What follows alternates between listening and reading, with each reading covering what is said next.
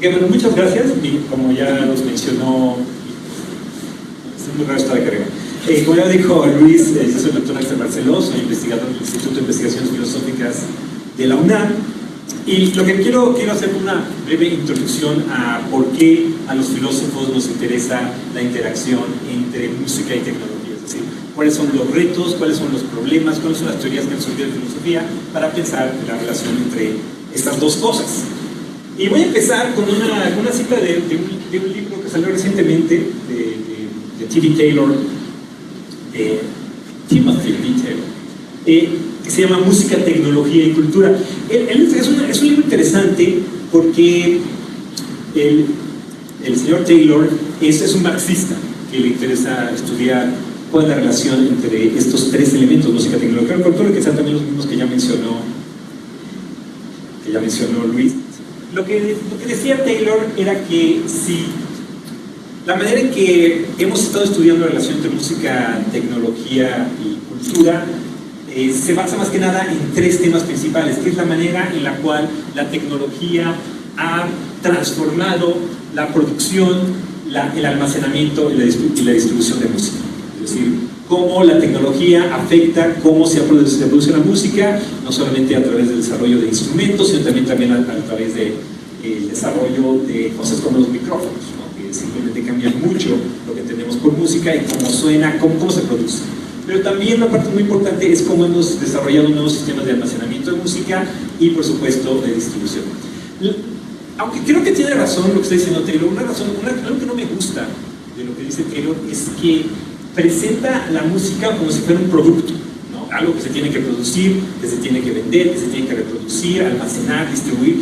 Como él es marxista, tiene esta visión como de la música como producto. Y sin embargo, creo que esta visión tripartita de la manera en que la tecnología afectó a la música tiene algo de correcto, en tanto que yo preferiría, en vez de hablar de producción, almacenamiento y distribución, creo que podemos pensar que la tecnología ha afectado a la música en tres maneras muy fundamentales.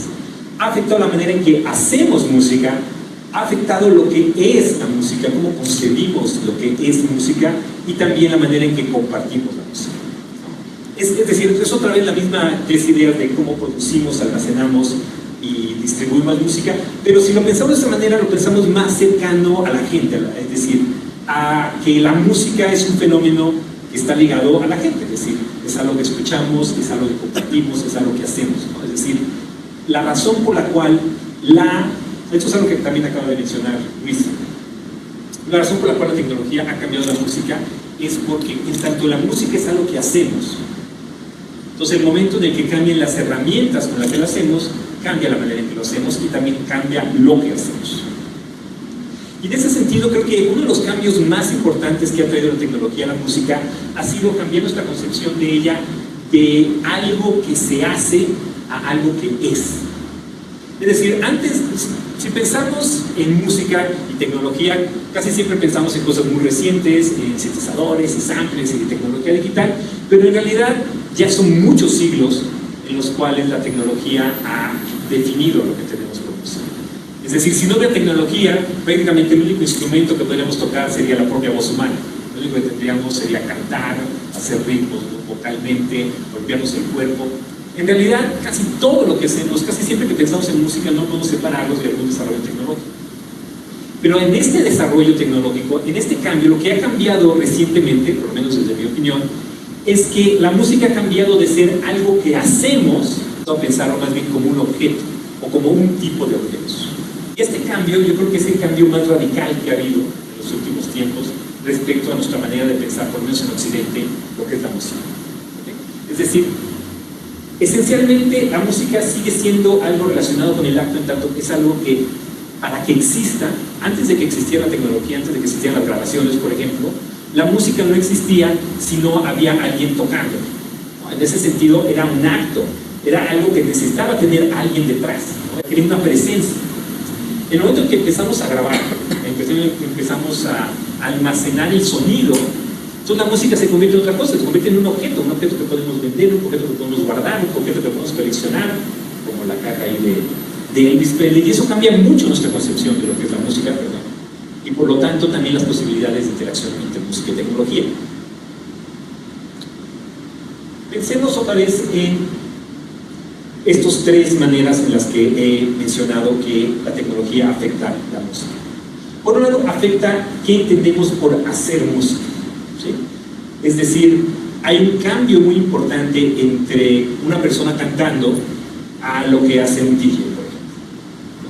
En cierto sentido, los dos están haciendo música, pero lo que se entiende por hacer música en cada uno de los dos casos es muy distinto. Y eso es lo que ha causado muchos problemas. Eso es lo que ha cambiado, ha hecho que mucha gente, por lo menos nosotros los filósofos, nos preguntamos qué ha pasado en esa transformación. ¿Qué es lo que ha cambiado en nuestra concepción acerca de lo que es hacer música en el momento en que empiezan a aparecer este nuevo tipo de instrumentos? ¿Okay? Lo mismo sucede con lo que en filosofía llamamos la ontología de la música. Es decir, ¿qué tipo de cosa es la música? ¿Sí?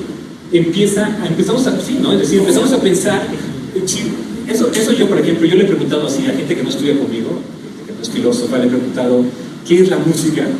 Y automáticamente piensan en ondas sonoras, ¿no? Y esto lo tenemos muy inmediato, en gran parte, porque la manera en que interactuamos con la tecnología sonora nos ha representado así la música muy fácilmente. Es decir, ya estamos muy familiarizados con el espectrómetro, por ejemplo. Estamos muy acostumbrados con los oscilómetros. Es decir, a esta idea de que la música es algo que hace así, ¿no? Que vibra, es un tipo de vibración. Y esa concepción que podría llamar fisicalista de la música es una concepción que está muy ligada con el tipo de tecnología que usamos para almacenar la música. Es decir, en tanto que pensamos que la música es algo que se puede guardar, es que empezamos a pensar que la música, por lo tanto, debe ser algo físico. Porque la físico es algo que se puede guardar, que se puede ver, que se puede bucear. Entonces, eso ha cambiado nuestra concepción acerca de qué tipo de objetos son la música. Y finalmente, es una parte que, por lo menos a mí, es muy importante y creo que es parte también de lo que motivó a Luis para organizar esta mesa, es que la tecnología también ha cambiado, ha transformado muy radicalmente la manera en que compartimos la música. Es decir, por un lado, cada vez es más fácil consumir música sin compartirla. Eso es algo que se ha escrito mucho. Gracias a la tecnología podemos oír música solos. Y eso antes era muy raro, muy difícil, ¿no? Porque si tú estás tocando, si tú estás oyendo a alguien a tocar música, por lo menos existe la persona que está tocando. O sea, nada más que tienes que estar tocando solo para poder. Pero ahora, gracias a la tecnología, se cambió una concepción muy personal de lo que es la música. Luis, perdón, ¿sí puedo decir? Sí, claro. Ok, Luis. Así me llamo. Así me llama, no sé decir, señor Bishop. Luis le interesa mucho la noción de identidad, ¿no? Es decir, porque a todos los antropólogos saben que el construirnos en nosotros mismos, en adquirir una identidad, quién somos, tiene que ver mucho con qué música oímos y cómo la vivimos. Y ahora que tenemos tanta tecnología que nos permite tener nuestros propios playlists, tener nuestro propio audífonos y poder oírla solos en nuestro cuarto, en el metro, estar con alrededor de 15,000 gentes, pero aún así estar oyendo nada más lo que tú quieres, ha permitido que nuestras identidades musicales se vuelvan muy particulares, muy únicas. Pero al mismo tiempo también ha hecho todo lo contrario. Gracias a la tecnología es que la posibilidad de compartir música entre más gente se ha hecho posible. Gracias a que tenemos, por ejemplo, los sistemas de amplificación, es que podemos tener miles de personas compartiendo una experiencia musical. Es decir, casi toda la manera en que entendemos la música como un objeto de consumo social, de consumo comunal, está mediado por la tecnología. Hace algunos años tuve la oportunidad de escribir un texto sobre estos temas, donde me invitaron también, así como uno de estas mesas, a hablar precisamente de cómo se había transformado la música con la tecnología y qué pasaba con los samples, porque como bien dijo ya Bishop, pues yo llevo muchos años no solamente teorizando, sino también trabajando con samples, y me preguntaban qué estaba revolucionando con la tecnología digital. Y lo que me di cuenta, y lo que terminé escribiendo, es que, a fin de cuentas, si uno se fija en todo lo que se está escribiendo actualmente acerca de las nuevas tecnologías en música, lo que pasa con los samplers, con los sintetizadores, con la capacidad más fácil de remezclar y cosas por el estilo, y uno lee lo que pasó, no sé qué les gusta, hace 100 años, por ejemplo, cuando se inventó el saxofón, uno se va a dar cuenta de que es más o menos lo mismo. Es decir, la tecnología no ha cambiado, parece que ha cambiado más de grado que de tipo. Si uno lee lo que se escribía, por ejemplo, creo que puse como ejemplos estos viejos anuncios, no sé si los pueden ustedes leer, de cómo se anunciaba el saxofón. El saxofón se anunciaba como que unas cosas que eran especiales del saxofón es que era bien fácil de tocar. Y si ustedes han tratado de tocar el saxofón, saben que esto es una exageración, ¿verdad? Pero si ustedes lo comparan con los instrumentos de metal que había antes del saxofón, pues era una cosa completamente distinta, eran imposibles de tocar. Entonces de repente llegaba el saxofón y el me decía, vean, vas a poder tocar.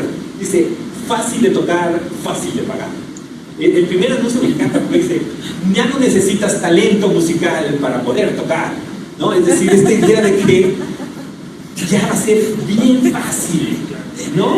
Es decir, que la tecnología nos va a hacer la música más accesible, más fácil, ¿no? Y esto, que repito, sucede en el hacer, va a ser más fácil hacerla, va a ser más fácil poseerla y va a ser más fácil compartirla. Esos tres niveles de los que estaba hablando.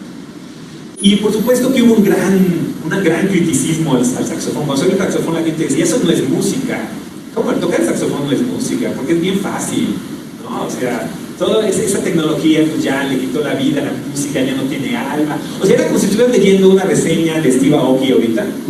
Todo lo que se dice sobre Steve Aoki ahorita lo decían antes sobre el saxofón. Decían que era una mamachachada, que eso no era música, que eso nada más es entretener. Sí, ¿no? O sea, entonces, yo pienso que en realidad, aunque la tecnología ha avanzado muchísimo desde que se creó el saxofón, desde mucho antes, creo que la manera en que afecta a la música no es tan distinta como una vez que entra la tecnología, la transformación ya está ahí. Y nada más ha cambiado de grado. Pero hay mucha gente que piensa que no, que en realidad lo que ha pasado en los años recientes con el desarrollo de las tecnologías digitales es que la nueva tecnología no es simplemente más de lo mismo, no es que haya avanzado simplemente, sino que ha cambiado de tipo. Estamos hablando de cosas distintas. Que samplear no es lo mismo que ponerle un botón a un instrumento de metal para hacerlo más fácil de tocar. Pero lo que está pasando no es que se ha hecho más fácil hacer música, sino que ha cambiado lo que es música, lo que es hacer música, lo que estamos entendiendo como música. Y este es un debate que es muy largo, pero voy a tratar de decir un poco acerca de él, espero que les parezca interesante. Si tienen algunas dudas, pues ponemos la sección de preguntas. Porque la pregunta es, ¿qué sucede? Por ejemplo, vamos a pasar no a la manera de que hacemos música, sino a la manera en que almacenamos música. Y otra vez, uno puede decir que lo que sucede con los CDs o con el streaming, con el desarrollo de estas nuevas tecnologías de distribución y almacenaje de la música, es otra vez lo mismo que sucedió cuando se desarrollaron las primeras notaciones. Es decir, pasó la música de ser algo que necesitaba una presencia física de creación de la música a algo que se podía guardar. Es decir, antes la única manera de almacenar música era en la memoria, ¿no? Tus recuerdos de cómo sonaban las cosas. Y eso lo hacía muy personal, ¿no? Es decir, por eso lo incorporabas en tu vida, porque era un suceso en el sentido de repetir. Lo que sucede con el desarrollo de las tecnologías de almacenamiento es que permiten que la música deje de ser irrepetible. Al contrario, si lo que entendemos actualmente por música es algo que se puede repetir. La razón por la cual entendemos cosas como grabación o cosas como composición, como entidades musicales, es porque pensamos que cada vez que oímos una pieza, estamos oyendo algo que otra persona creó y que creó para que se siguiera reproduciendo, para que la gente lo pudiera oír 2, 10, cientos, miles de veces. Se muere la persona y sigues pudiendo oír la música. Eso es algo que solamente la tecnología permite. Pero también es algo que pensamos como si fuera un objeto tecnológico. Y ahí es donde la gente empieza a tener problemas, empieza a decir, si yo puedo escuchar la música aún después de que se murió la gente, aunque la persona no está presente, la puedo escuchar de una manera solitaria, entonces se pierde esa relación que uno pensaría que tendría con el músico. Parecería que, y eso empieza a crear un prejuicio de que la música mediada por la tecnología es una música menos humana. Entonces eso empieza a dar pie a que tengamos actualmente como que dos tipos de reacciones respecto a la tecnología, ¿no? como que hay dos tipos de personas, dos tipos de maneras de pensar alrededor de la tecnología. Por un lado están los luditas, ustedes han de haberlo oído en su historia del siglo XIX, en la escuela, que eran de este grupo de trabajadores que cuando empezó a llegar la revolución industrial, dijeron: esto es un horror, esto es una cosa espantosa, la tecnología nos deshumaniza, la tecnología apoya a la opresión de las clases trabajadoras, es una cosa espantosa. Y aunque eso sucedió en el siglo XIX y lo que estaban hablando era de máquinas en fábricas de telar y cosas por el estilo, pues probablemente ustedes han oído cosas muy similares respecto a la música electrónica y al desarrollo de la tecnología en la música, ¿no?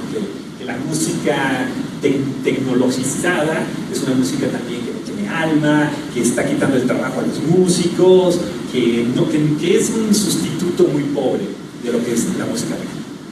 Pero por otro lado está también el otro extremo, ¿no? Los sociólogos llaman los tecno-optimistas, ¿no? Los que piensan que la tecnología va a revolucionar y vamos a tener nuevas maneras de hacer música, de hacer nuevas experiencias, que la tecnología nos va a abrir a un nuevo mundo lleno de nuevas experiencias, que otra vez la diferencia no es de grado, no es que vamos a poder hacer lo mismo que hacíamos antes más fácil, sino que vamos a poder hacer cosas que antes no podíamos, cosas que eran imposibles, nos estaba abriendo la posibilidad y eso enriquece nuestra vida. Y el debate está entre estos dos lados, y los dos lados tienen razón en ciertas cosas y exageran en otras. Es decir, si uno piensa, por ejemplo, lo que dijimos hace rato, que la tecnología hace las cosas más fácil. Simplemente decir más fácil no es algo que por sí mismo podemos decir es bueno o es malo. Porque la pregunta es: ¿más fácil para quién? ¿Y a qué costo va a ser más fácil? Entonces, ¿qué es lo que dicen los luditas? Pues sí, es más fácil para los que puedan pagar el saxofón, para los que puedan pagar su cinte, los que puedan pagar sus buen aparato, pues sí, va a ser más fácil oír buena música. Pero eso significa que va a ser más amplia la barrera entre los que tienen y los que no tienen. Porque se va a convertir en una barrera musical, creando una barrera cultural. Porque entonces, si no tienes acceso a estas tecnologías, pues no vas a poder estar en el avant-garde, no vas a poder haciendo la música de moda, no vas a poder estar escuchando con la calidad, que tu experiencia va a ser muy distinta, vas a vivir literalmente en un espacio cultural distinto de la gente que se tiene, que puede tener acceso a ese tipo de experiencias. Por otro lado, si tú eres un tecno-optimista, pues vas a decir: es más fácil, simplemente es más fácil en general, porque la tecnología pues tiene un ritmo de desarrollo que pues sí, al principio va a ser muy cara, pero conforme se haga más popular la tecnología se hace más barato, y actualmente aún una persona más pobre tiene acceso a más música gracias a la piratería. O sea, es un desarrollo tecnológico, la piratería es un desarrollo tecnológico, gracias a que los reproductores de música son muy baratos. Entonces, una persona hoy en día, por más pobre que sea, gracias a la tecnología tiene más acceso a mayores experiencias musicales que hace cientos años. La tecnología en tanto producto, en tanto objeto, se vende y se compra. Por supuesto que hay una barrera, ¿no? Es decir, uno puede pensar que efectivamente la tecnología nos abre nuevas experiencias musicales, pero que hay un precio, literalmente hay un precio. Ahí están miles de libras esterlinas para sí, están bien bonitos. Sí, yo también quisiera uno de esos, ¿verdad? Okay. Entonces hay una diferencia, ¿no? Es decir, uno de los problemas que tiene mucha gente respecto al optimismo respecto a la tecnología es que efectivamente la tecnología, en tanto tiene un precio, viene con una barra. Y si ustedes alguna vez han ido a un festival de artes electrónicas, es como la feria de los tecno-optimistas. Todos están así de: no, la tecnología es la neta, el arte se va a transformar, lo que estamos haciendo nosotros es completamente distinto. Pero poca gente habla de que pues para que un artista pueda hacer arte electrónico hoy en día, pues necesita una inversión bastante sustancial, ¿no? Y que eso tiene sus consecuencias socioculturales.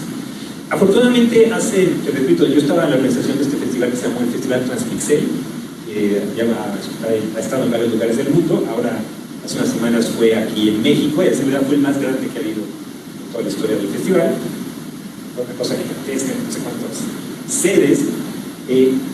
Y una de las cosas que más me gustó de participar en este festival es que una de las personas que invitamos que tiene un proyecto que se llama Corazón de Robota. Es una artista sudamericana, argentina, que precisamente le interesa este tema, le interesa el problema de por qué el arte electrónico tiene que ser un arte de elites.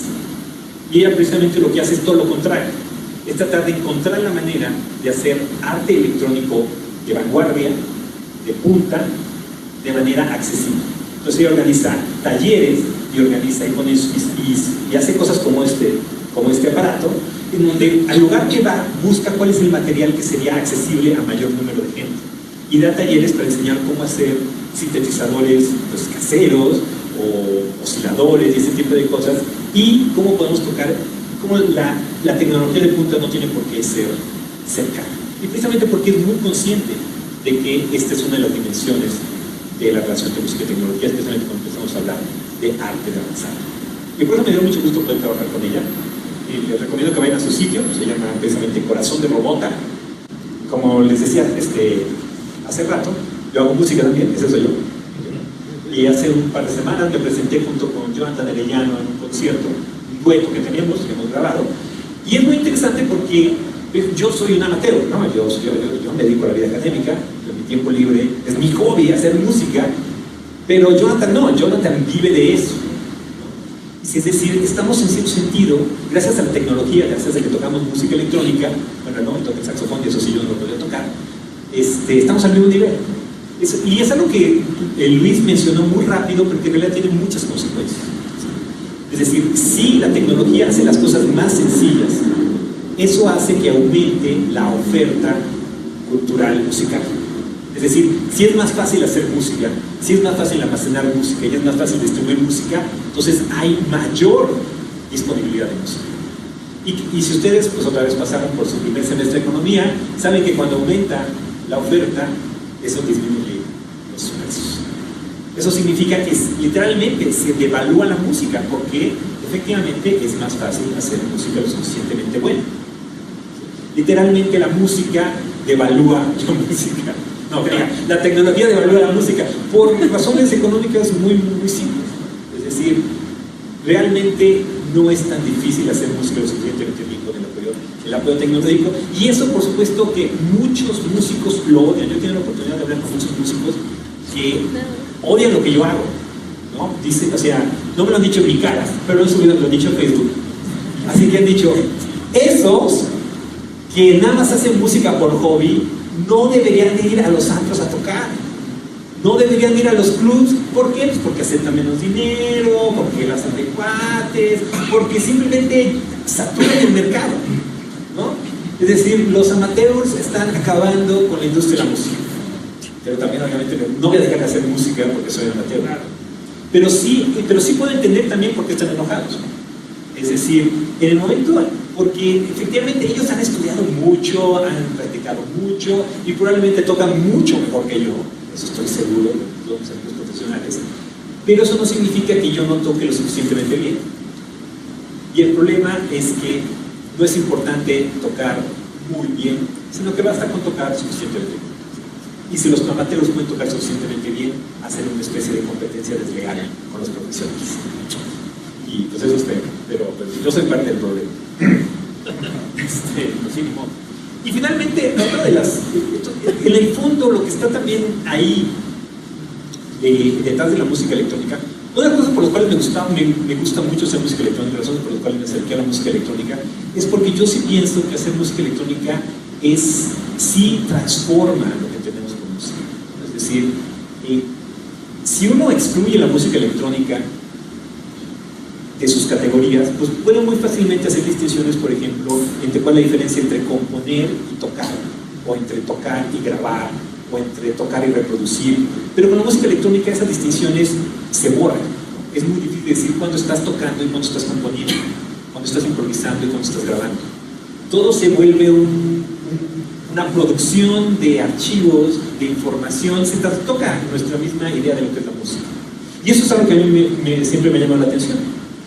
Desafortunadamente hemos sufrido mucha resistencia por parte de la gente, porque a la gente no le gusta no poder aplicar sus categorías tradicionales de poder entender quién es el compositor, quién es el músico, quién es el productor, quién es el DJ, por ejemplo. ejemplo, simplemente hacer una distinción entre productor y DJ es algo que a mí me parece que una de las cosas maravillosas de la música electrónica es que esa distinción deja de tener sentido.